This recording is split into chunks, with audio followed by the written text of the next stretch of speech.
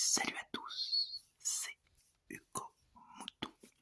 On se retrouve aujourd'hui pour une nouvelle vidéo. Alors pas une vidéo sur les grands prix, pas une vidéo sur les pilotes d'exception, mais une vidéo sur l'actualité, la nouvelle AS, la présentation des voitures. Alors je vais faire un petit résumé global.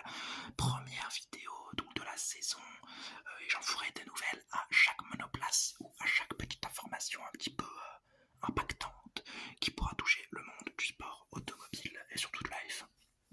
Donc F1, F2, F3, F4, à peu près vraiment. F4, il faut vraiment que l'information soit exceptionnelle. Mais voilà, donc avant ça, je vais vous reparler bien sûr des Grands Prix que je fais habituellement. Je vais cette saison sûrement me calmer un petit peu. Ce sera sûrement des Grands Prix par intermittence. Je vais essayer en tout cas de terminer la saison actuelle que j'ai pas fini de Grand Prix. Et une fois que tout ça sera fini, on pourra sûrement dire au revoir à ce format de vidéo sous lequel je faisais des vidéos depuis 3-4 ans maintenant. Et on pourra le tourner d'une nouvelle façon. On parlera toujours des Grands Prix, on parlera toujours de l'actualité et des pilotes d'exception. Les pilotes d'exception, je ne bougerai pas la formule. Peut-être que les Grands Prix historiques, je ne bougerai pas la formule non plus.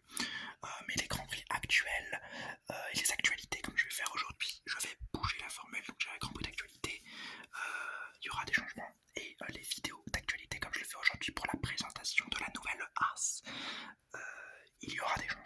Voilà, c'est un petit peu près, un petit peu la mise à niveau.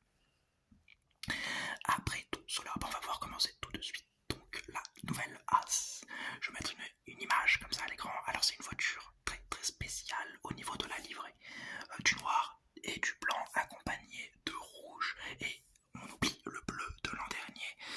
Alors la couleur la plus prédominante de la voiture c'est le noir, qui est beaucoup plus important que l'an dernier. Le blanc perd en superficie et le rouge accompagne toujours les bandes noires. C'est une livrée qui fait un peu chic, on dirait ouais, moi ça m'a fait penser à un costard. Voilà. C'est ma vision de la chose.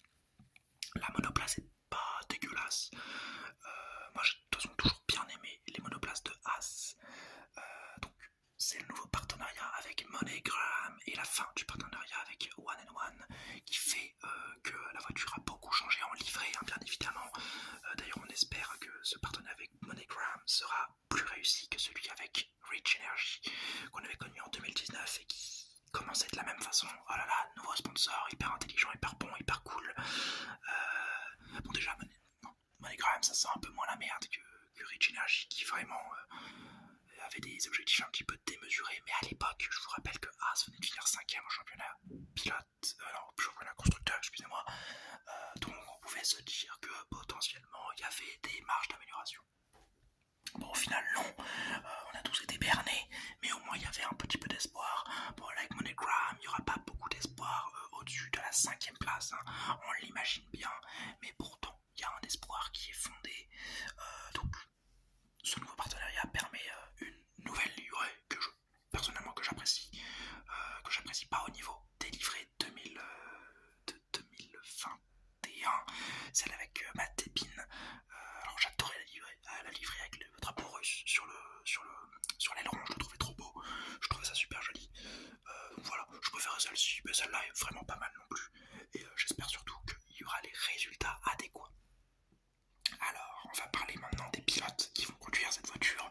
Magnussen, qui va devoir montrer que c'est le meilleur de l'écurie cette saison, après une fin de saison que j'ai qualifiée personnellement de moyenne, à part au Brésil. Au Brésil, tu fais une pole position, t'es pas moyen, hein, mais je l'ai trouvé un petit peu plus calme, un peu trop, des fois même mesuré, comparé à un début de saison un peu tonitruant qu'il nous avait fait. Donc voilà, j'espère que Magnussen, de toute façon j'espère, il devra montrer que c'est le meilleur dans cette écurie face à un Hülkenberg qui va devoir se montrer et se rappeler au souvenir de la communauté de la F1. Ça fait 2 ans, 3 ans même qu'il n'a pas été titulaire, si je dis pas de bêtises, donc il aura, à mon avis, selon moi, il aura 2 ans dans cette Haas, parce qu'à mon avis les deux pilotes ne vont pas être changés, le line-up ne va pas être changé durant 2 ans, excepté vraiment catastrophe industrielle. Mais voilà, donc il aura 2 ans pour faire ses preuves, et au bout de ces 2 années, s'il fait ses preuves, par rapport à Magnussen, c'est lui qui sera conservé, ou alors qui changera d'écurie même. Si les paramètres de la F1 lui donnent cette chance. Après, si on doit me demander mon avis personnel, je pense que il ne veut pas être capable de réussir face à Magnussen. Il va d'ailleurs pour moi ne pas être capable il va pas être capable de réussir en Formule 1 tout court. Et je pense qu'il nous quittera dans 2 ans. Il quittera ce merveilleux monde qu'est la Formule 1. Ensuite, As qui devra toucher le haut du midfield, c'est les ambitions de l'écurie, avec, on l'espère, pour la continuation du partenariat entre gros guillemets avec Ferrari, eux qui ont envoyé beaucoup d'anciens ingénieurs là-bas, comme Simone Resta, ingénieur technique, et qui se sont déployés à côté de Maranello. Il y a une usine ou alors un déploiement d'usine de Haas à côté de Maranello, exactement là où se déroulent les activités de Ferrari. Donc le partenariat se rapproche de plus en plus et on espère pour eux que ce partenariat le sera très bénéfique, voire même qu'ils auront la voiture de l'an dernier pour Ferrari, de Ferrari, donc ça leur donnera un avantage énorme en midfield, je pense. Et enfin les petites prévisions.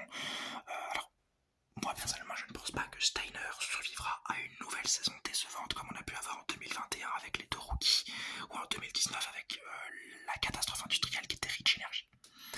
À mon avis, cette saison sera charnière pour As F1 Team, pour son organigramme et pour sa survie dans le sport automobile ou pas. Je m'explique, je pense que déjà si cette saison est totalement ratée, Steiner saute, et sans Steiner, je pense que l'écurie ne tiendra pas, que Gina Haas n'aura plus d'homme de confiance et qu'il va alors tout jeter, et qu'on se retrouvera avec une Formule 1 à 10 écuries, parce qu'Andretti va à mon avis prendre une place. Donc voilà, la survie de cette écurie se joue cette saison, peut-être la saison prochaine. Cette saison ça va être une saison d'adaptation, mais si c'est une catastrophe totale, je pense que ça coupera les vannes et que ça cherchera à vendre l'an prochain. Et si cette saison est une saison moyenne et que l'an prochain c'est une saison ratée, je pense que ce sera la dernière année de Haas en 2024. Voilà, ce sont mes petites prédictions. Ensuite, les prédictions moteurs et voitures, je ne peux pas les faire, on n'a aucune information sur ça. Et donc je vais vous laisser sur ça. J'espère que cette vidéo vous aura plu, que ce petit format vous aura plu. Si c'est le cas, le petit like, le petit commentaire, le petit abonnement. Et n'oubliez pas, Forza Ferrari!